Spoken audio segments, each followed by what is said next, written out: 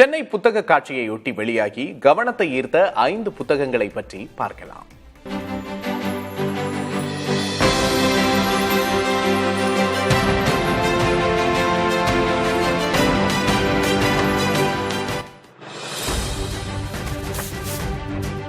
இலங்கையில் நடந்த போரின் பின்னணியில் அங்குள்ள தமிழர்களால் எழுதப்பட்ட குறிப்பிடத்தக்க நாவல்களுள் இந்நூலும் ஒன்று.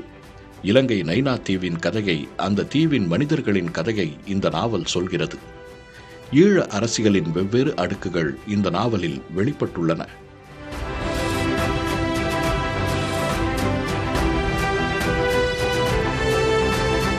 யானை டாக்டர் என்று அழைக்கப்படும் டாக்டர் கிருஷ்ணமூர்த்தியின் வாழ்க்கை கதையை விரிவாக இந்த நூல் பேசுகிறது.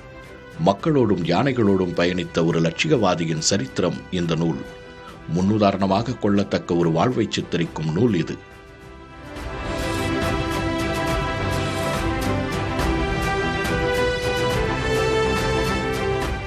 சுரண்டப்படும் தாமிரபரணியின் கதையை சொல்லும் நாவல் இது. நதி எவ்வாறு மாசுபடுகிறது, யாரால் அழிவை சந்திக்கிறது, நாம் ஏன் நதியை பாதுகாக்க வேண்டும் என்பதையெல்லாம் பற்றி இந்த நாவல் பேசுகிறது.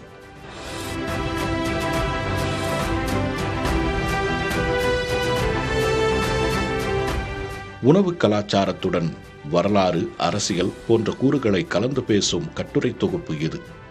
சிங்கப்பூர் தொடங்கி பல நாடுகளின் உணவுகள் குறித்தும் ஆசிரியர் எழுதியிருக்கிறார். உணவு இனங்களை எப்படி இணைக்கிறது என்பதையும் இந்நூல் பேசுகிறது.